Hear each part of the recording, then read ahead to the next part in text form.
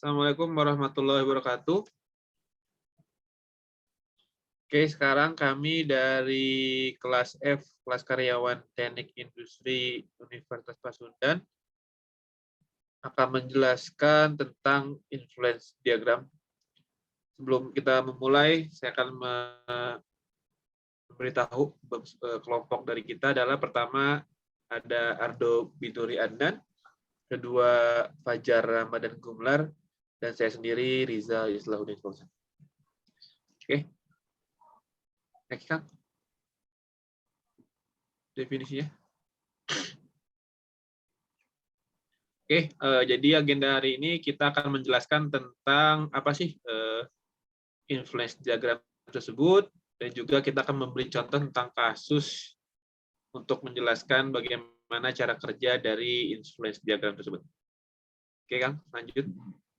Oke, pertama kita akan menjelaskan dulu apa itu influence diagram, definisinya.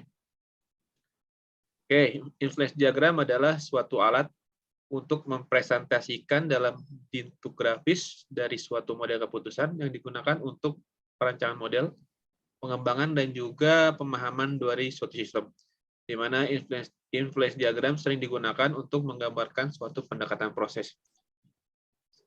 Influence diagram juga adalah sebuah sistem yang bisa mendefinisikan sebagai kumpulan objek yang saling berhubungan, di mana antara hubungan input dengan komponen sistem, seperti hubungan yang terjadi pada antar komponen dalam sistem, dan juga hubungan berbagai komponen dalam output sistem, termasuk bagaimana pengaruh hubungan tersebut dari kinerja sistem yang diamati. Kata influence tersebut juga merujuk dari ketergantungan dari suatu variabel pada tingkatan tertentu terhadap variabel yang lainnya, di mana karakterisasi sistem dapat digambarkan dalam influence diagram.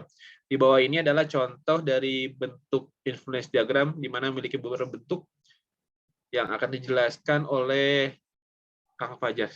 Mari, Kang. Terima kasih, Kang.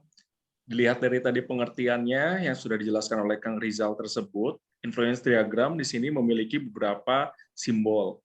Jenis simbol tersebut memiliki artinya masing-masing. Dan simbol-simbol tersebut adalah, yang pertama adalah simbol awan, cloud, atau yang kedua adalah simbol rectangle, kotak, yang ketiga ada simbol oval, yang keempat ada circle, dan yang terakhir ada row. Dari setiap simbol ini memiliki fungsinya masing-masing. Dan fungsi dari simbol tersebut adalah yang pertama cloud. Cloud ini mempunyai fungsi untuk menunjukkan input yang tidak terkontrol atau uncontrollable input ataupun sejenis batasan suatu masalah, constraints. Selanjutnya ada rectangle atau persegi panjang, digunakan untuk menunjukkan input yang terkontrol, control input, keputusan, decision ataupun decision rule.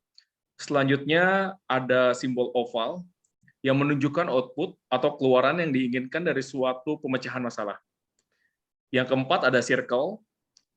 Simbol lingkaran ini menunjukkan variabel sistem, komponen atribut, maupun state variable value. Dan yang terakhir ada row. Row di sini mempunyai fungsi untuk menunjukkan ketergantungan suatu simbol dengan simbol lainnya.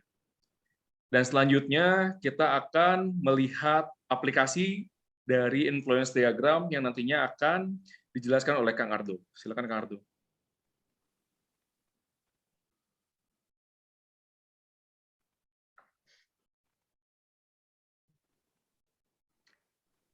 Ya, untuk influence diagram sendiri, studi kasusnya yaitu mengambil contoh pengolahan limbah pabrik,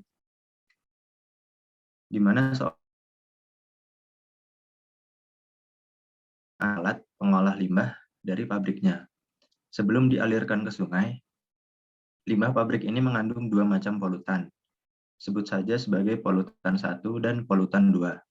Ada 3 alat pengolah limbah yang dapat digunakan. Dengan data bahwa ongkos untuk memproses limbah dengan alat 1 ialah 15.000 per ton, dengan kemampuan dapat mengurangi polutan 1 sebanyak 0,1 ton dan polutan 2 sebanyak 0,45 ton dari setiap 1 ton limbah yang diolah. Ongkos untuk memproses limbah dengan alat 2 yaitu 10.000 per ton dengan kemampuan mengurangi 0,2 ton polutan 1 dan 0,25 ton polutan 2. Untuk memproses 1 ton limbah dengan alat 3 diperlukan biaya 20.000 yang akan mengurangi 0,4 ton polutan 1 dan 0,3 ton polutan 2. Peraturan pemerintah mengharuskan perusahaan ini untuk dapat mengurangi polutan 1 paling sedikit 30 ton dan polutan 2 paling sedikit 40 ton. Dengan pertanyaan, berapa biaya yang paling murah untuk mengolah limbah pabrik? Jadi pada studi kasus di samping ini, yang pertama kita tentukan adalah fungsi tujuannya. Fungsi tujuannya yaitu biaya pengolahan limbah. Pada diagram terlihat simbolnya yang berbentuk oval. Lalu untuk variabel keputusannya yaitu jumlah limbah yang diolah pada alat 1, alat 2, dan alat 3. Untuk variabel keputusannya sendiri pada diagram berbentuk segi 4. Lalu terdapat 3 parameter pembatas. Ini merupakan input yang tidak terkontrol. Yang pertama yaitu ongkos proses limbah pada alat 1, alat 2, dan alat 3. Yang kedua yaitu kapabilitas hasil olahan pada alat 1, alat 2, dan alat 3. Dan yang ketiga yaitu kewajiban pabrik dalam mengolah limbah menjadi polutan 1 dan polutan 2.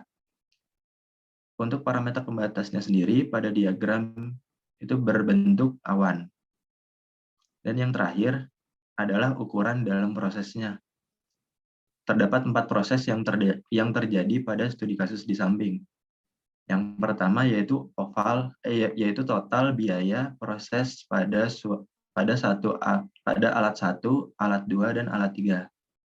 Yang kedua yaitu hasil polutan 1 yang terolah dari alat 1, alat 2, dan alat 3. Yang ketiga yaitu hasil polutan 2 yang terolah dari alat 1, alat 2, dan alat 3. Dan yang keempat yaitu total polutan 1 dan polutan 2 yang terolah. Dan ukuran dalam proses ini pada diagram berbentuk lingkaran. Nah, setelah kita menentukan fungsi-fungsi dan variabel-variabel, selanjutnya kita akan memberi arah panah pada setiap fungsi dan variabel. Pada fungsi tujuan ini dibentuk oleh 3 proses, yaitu jumlah dari total biaya proses alat 1, alat 2, dan alat 3.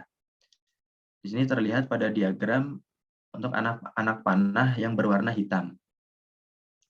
Lalu untuk total biaya proses pada setiap alat ini dipengaruhi oleh ongkos proses dan jumlah limbah yang diproses di alat tersebut. Terlihat pada diagram panah yang berwarna kuning. Lalu untuk kewajiban pabrik dalam mengolah limbah yang akan menghasilkan jumlah polutan 1 dan polutan 2 yang terolah, ini dipengaruhi oleh 4 fungsi atau 4 parameter. Untuk total polutan 1 sendiri, dipengaruhi oleh kewajiban polutan 1 yang terolah pada hasil polutan 1 dan yang terolah pada ketiga alat. Pada diagram ini terlihat pada anak panah yang berwarna hijau. Lalu untuk total hasil olahan polutan 2, ini dipengaruhi oleh kewajiban polutan 2 yang terolah dan hasil polutan 2 yang terolah pada ketiga alat.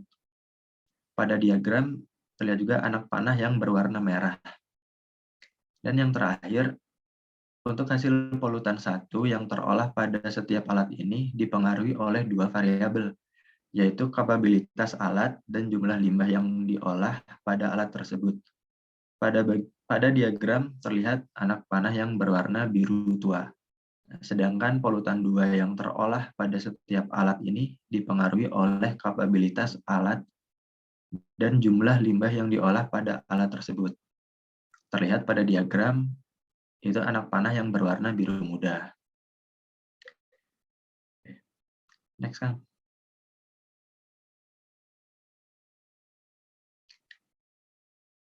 Ya, mungkin sekian dari presentasi kami.